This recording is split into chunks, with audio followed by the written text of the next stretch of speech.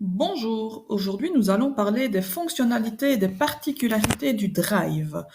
Vous voyez que nous avons déjà vu tout ce que signifiait ici dans la colonne de gauche chaque terme. Maintenant, j'aurais voulu vous montrer avec vous tout ce que l'on peut faire à partir du Drive. Quand vous faites un double clic sur un dossier, par exemple, vous voyez une fenêtre s'ouvrir. Cela veut dire que vous avez plusieurs options possibles. La première option est de partager votre dossier ou votre fichier directement ici à quelqu'un. Il vous suffit de cliquer dessus, de taper l'adresse email de la personne avec qui vous voulez le partager. Particularité, vous pouvez lui dire à cette personne qu'elle pourra éditer, c'est-à-dire qu'elle pourra faire tout ce qu'elle veut sur le document ou qu'elle pourra simplement le consulter sans le modifier. Deuxième chose, vous pouvez, par exemple, ici, obtenir le lien pour le partager si vous voulez le faire tout simplement dans un mail.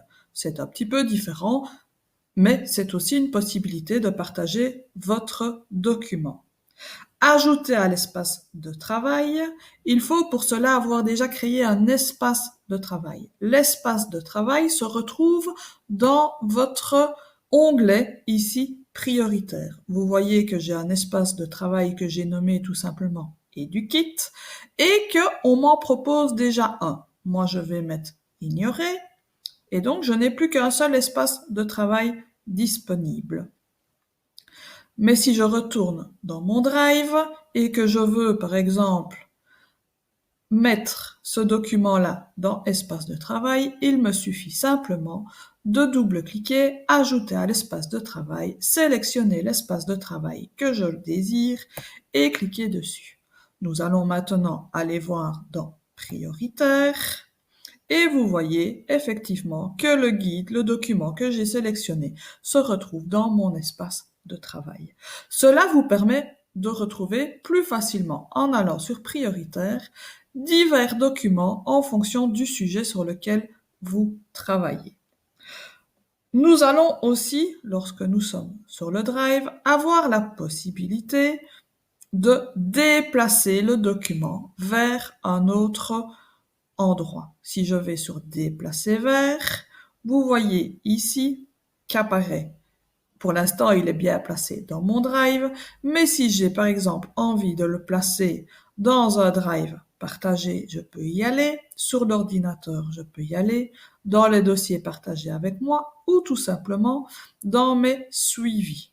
Si je vais dans mon Drive, je décide de le mettre dans Présentation Classroom et vous voyez ici que je peux cliquer sur Destination. Je pourrais tout aussi bien créer un nouveau dossier afin de mettre ce nouveau fichier.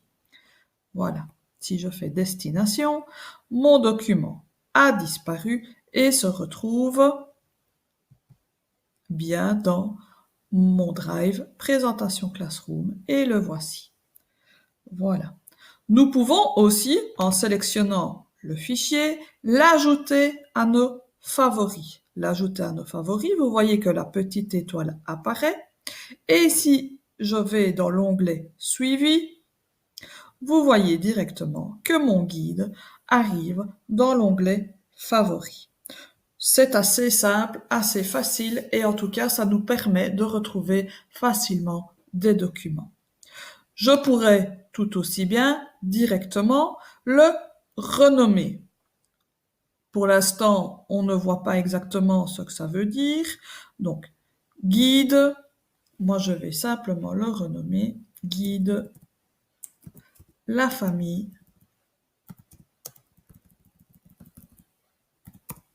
tout écran. Et je fais OK. Vous voyez ici que mon document a été renommé sans aucun problème. Je retourne sur mon Drive et j'ai envie, par exemple, d'attirer mon regard plus facilement sur le dossier déplacement. Sur le dossier déplacement, et ça c'est uniquement sur les dossiers, vous aurez la possibilité de changer la couleur de votre dossier. J'ai envie qu'il soit bien visible par rapport aux autres qui sont tous en noir. Ici, il sera mis en rouge. Vous pouvez évidemment choisir la couleur que vous voulez. Il y a ici une petite palette de couleurs disponible pour vous. Voilà. Un outil qui est aussi très appréciable à partir du Drive, c'est que vous avez ici un rapport et vous pouvez directement en créer une copie.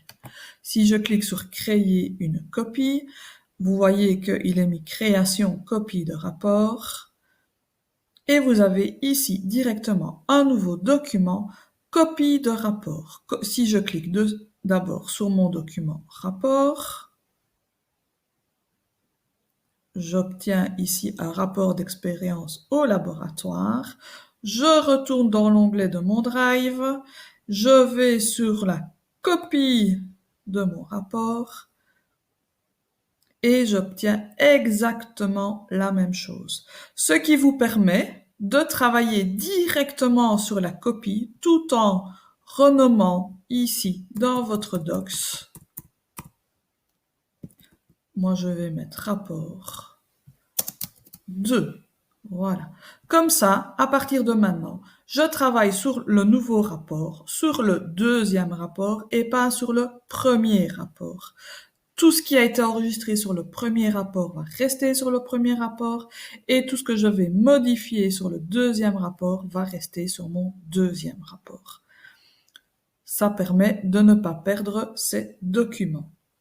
Vous pouvez, si vous travaillez sur un ordinateur qui n'est pas un Chromebook, et même sur un Chromebook, télécharger votre document pour l'avoir en version Microsoft. Voilà, bien sûr, vous pouvez tout simplement supprimer aussi un rapport. Dès que vous le supprimez, il se retrouve dans votre corbeille. Mais étant donné que c'est un espace de stockage illimité, il ne sera plus accessible dans votre Drive, il sera dans votre corbeille. Moi, personnellement, je ne vide jamais ma corbeille, étant donné que je peux stocker autant de fichiers que je veux. Je vous remercie de m'avoir écouté. Une très bonne journée et à bientôt dans une prochaine vidéo. Au revoir.